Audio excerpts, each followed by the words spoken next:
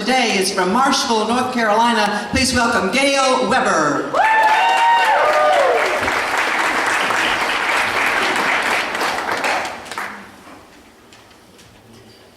Have you ever been to the National Storytelling Festival in Jonesboro? Carl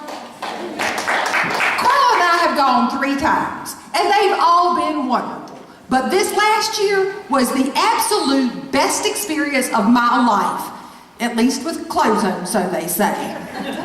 Let me explain. The night before the festival, Carl and I went to our little cabin up in Ashe County. From the front porch of the cabin, we have the most spectacular view of Phoenix Mountain. And like most evenings when the weather permits, we were sitting on that front porch. I was enjoying a glass of wine, Carl a beer, and I had just uttered the words, "Can you imagine how awesome it would be to be invited to perform at the National Festival?" When all of a sudden, a shooting star streaked across the night sky, almost close enough to touch. Carl said, "Quick, baby, make a wish. Hit your shirt tail on that star." So I made that wish. And immediately, I found myself quite literally hitched to that shooting star. I was whisked right out of that rocking chair by my shirt tail, bound for Lord only knew where. As my star neared the Milky Way, I realized we had slowed down. And we were floating in a sea of milky white amongst millions of other stars. And as I looked around me, none other but the Catherine Tucker Wyndham, complete with her signature bonnet, was right beside me, standing atop a brilliant patchwork star. She just smiled, and in that beautiful southern grandmotherly voice asked, "So you want to be a national teller, do you?" Oh, yes, ma'am. I mean, I could never fill the void you left in the storytelling world, but that would be the most awesome experience of my life.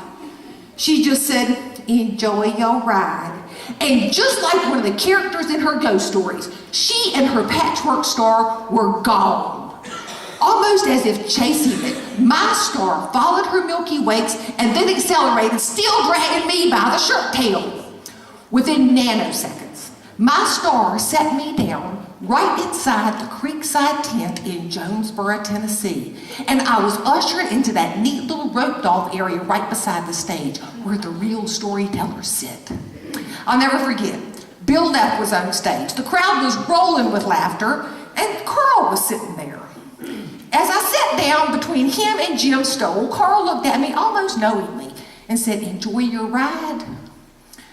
Waddy Mitchell followed Bill. You know, I wondered, does Waddy dream in rhyme? And David Holt took that royal stage next. That's another man I wonder about. He can play anything. But what would make a person ever think about playing a paper bag? Later that night, Carl and I were invited to a little get-together with the tellers. And I learned a secret there that I'm not supposed to tell anybody.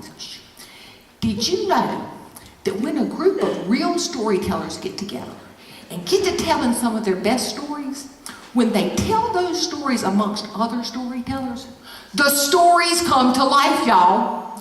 Waddy Mitchell transformed that little hotel lobby into a Nevada cattle ranch with the most amazing sunset I have ever seen. I swear to you, I could smell the campfire coffee and the cows. Next, we were in Kim Whitecamp's house when she was growing up, and she showed us that formal living room that nobody was allowed to enter except on special occasions. Next thing I knew, I was flying through the air again, but this time there was no shooting star. This time, I was flying along with Bill Neff, and my tongue was frozen to the side of a speeding train. I tell you, stories floated around that room like shooting stars. And with every story came another adventure.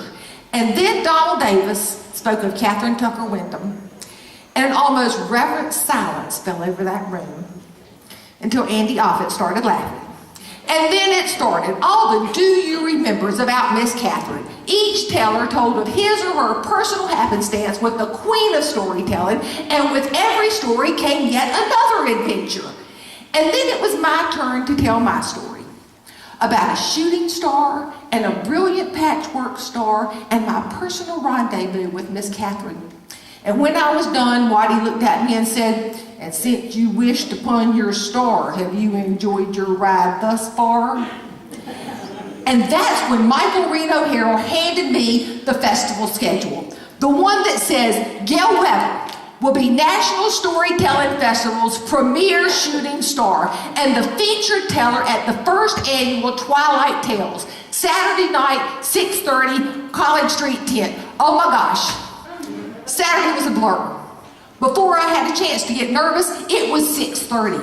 The sun was just starting to set as the College Street tent announcer proclaimed, "Help me welcome Gayle Webber, National Storytelling Festival's premier shooting star."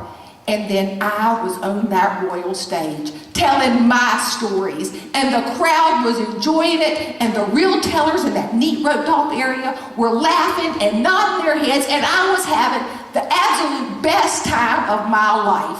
Everybody was still laughing and talking as we walked out of the tent, headed to Mill Springs Park Gazebo for ghost stories. And there it was. There she was. A brilliant patchwork star streaked across the night sky, and that beautiful southern grandmotherly voice rang out, "Enjoying your ride, Gayle?" And as if on cue, a second star hitched me by the shirt tail and set me down in that rocking chair on that front porch in Ashe County. Carl just smiled his knowing smile as he handed me a fresh glass of wine and said, "Well, baby, I think you enjoyed your ride. And I really do like that new bonnet." Me too.